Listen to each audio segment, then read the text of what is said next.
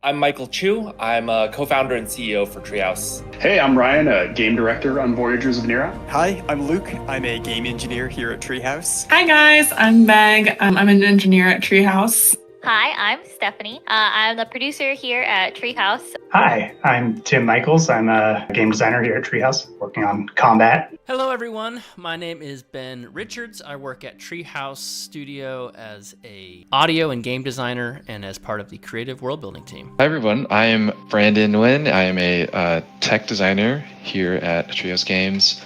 Hi, I'm Christina, the game design director at Treehouse Games. I'm Kyle. I'm the senior environment artist here at Treehouse Games. So I do a lot of management of the team, what we're working on, and when. I update the roadmap and the feature upvote website. Most focusing on gameplay interaction systems like building and hunger and food and attrition. I'm excited to read your constructive and kind feedback. Getting stuck in crevices sucks. I don't actually think it's that mean. I think it's true. We get this one a lot. We are working to fill in all of those spots as fast as possible. It is awful to get stuck when you have no way out except to unstuck yourself. But we are working on it. We look hard for every single crevice in the map. We want to fix them all, I promise. And hopefully try to find ways to detect them more easily. Hopefully one day you won't get stuck anymore. But if you can submit a bug report whenever you find one, that would be really helpful. Thank you. Very stupid game. The developers are so lazy. That's just mean and hurtful. If you want to have a conversation, dude, super happy to take feedback. Super happy to talk about what we're doing and make changes. But if you just think it's stupid, then we'll catch you on the next one. The day-night cycle is so fast. Yes, it is. This is super annoying. Recently, we've done a big rebalance of day-night. Day is longer relative to night. You have more time to do things during the day, and we just introduced sleeping. So if you want to skip the night and get on with your daytime activities, you can sleep in the bed.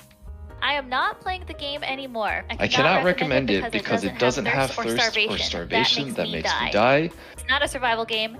It's an exploring game. Sorry you feel that way.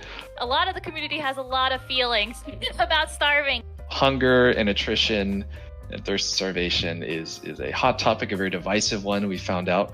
And a lot of new survival games are doing it quite differently too. So there's a big spectrum of survival games, all the way from like 7 Days to Die and these like in the forest and these really hyper realistic and gritty ones where you're decapitating an animal and grilling it to eat it. And there's like Enshrouded and Valheim where food is just kind of like additive and a little hand waved how you get it and what it does. I think ultimately we've decided that we want to peel back on the difficulty of hunger, specifically not making it kill you for a bunch of different reasons. One of them is that we've added a lot of new frictions to our game in the form of combat, diving, stamina management, and we're trying to increase the general difficulty of our game. We actually had a system like this before. Needed to maintain thirst in addition to hunger, and we got a lot of negative feedback, I think because our game is more stylistically like a Valheim and an Enshrouded, who are typically more generous. Kind of disperse that across multiple systems as opposed to just leaning directly on hunger as the only mechanism. So we felt that hunger was applying too much acute pressure, and we wanted to try and spread that out, which is why we made hunger a little bit less punishing. Hopefully, if you do decide to come back, you can see once we get our other systems online, there's still hopefully a lot of challenge in the game, and you will still be challenged in many ways. The respawn is incredibly fast with no respect to player location, so I have things just spawning constantly in my face. It's not fun at all. You're right. Play our next demo, I guess. This won't happen to you anymore, I promise. Wood fuel burns too fast. I want to punch kittens. Please don't do that.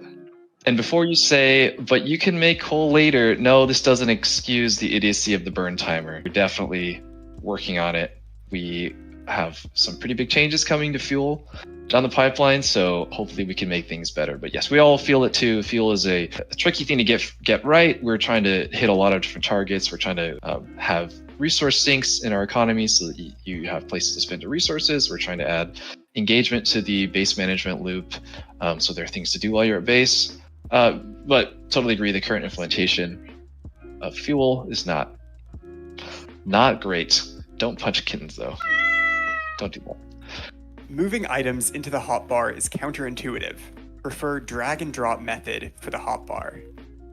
The trouble with the drag and drop versus this kind of like click to pick up, click to put down approach is that when you drag and drop, first of all, it doesn't translate well if you ever want to add any kind of controller support because you don't have the same kind of like cursor that you're moving around. You kind of have to select things and then do actions on those selections. But also clicking and then clicking again gives you more interaction points because you can also use the right click. So you can, for example, pick up a stack and then you can right click to drop like a single item from the stack or half the items from the stack. This kind of inventory management ends up being super complicated because it's so common that it needs to be intuitive, but it also there are a lot of different things you want to do because you want to have a lot of precision over how you move stuff around between inventories. If we get a lot of negative feedback, we might change it, but I think for now we're sticking with the click to move. We have made some other improvements though, so it should feel a lot more fluid because I think some of the feedback here is actually not so much maybe always around drag and drop, but that it just felt really bad to do because there was a delay when you picked something up. So at least that part should be fixed. So we'll see what you all think with the latest iteration of this.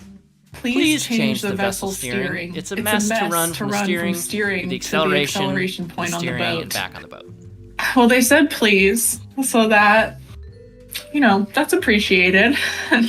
I think this is a fair critique. I kind of like that there's two different mechanisms to steer the boat, and I almost wish it was more complicated.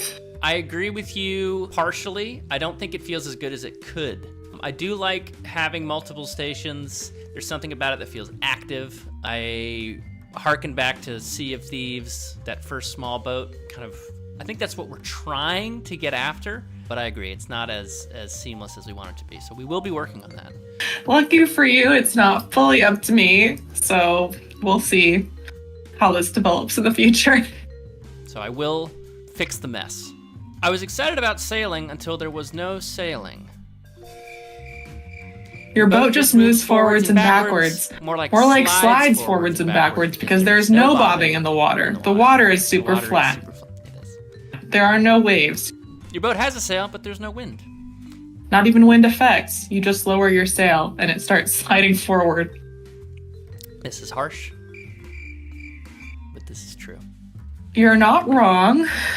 Currently, yeah, we have really simple boat traversal mechanics. And so it does lose that feel of sailing, moving on the water. This is also something that I'm really excited to work on because I love when games have really strong experiential and movement things. All of those things mentioned, like the water being flat, no waves, no wind effects.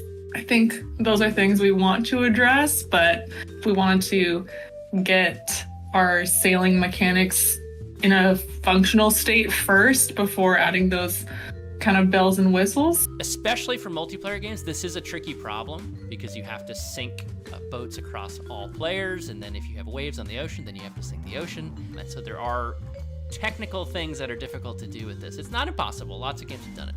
But something we're looking into, something we want to make better. The boat will not feel like it slides forwards and backwards, I promise. That we've gathered that kind of feedback from you guys.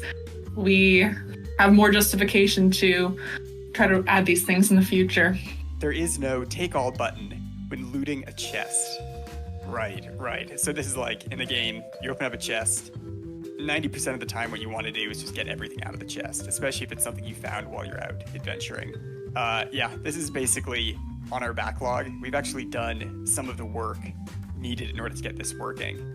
There are a few things here. There's the take all button, but people might also want to sort, or another common thing in similar games is a take all of kind. So if you have an existing stack of an item, you might want to take all the items in the chest that match that existing stack or the set of existing stacks that are in your inventory or vice versa.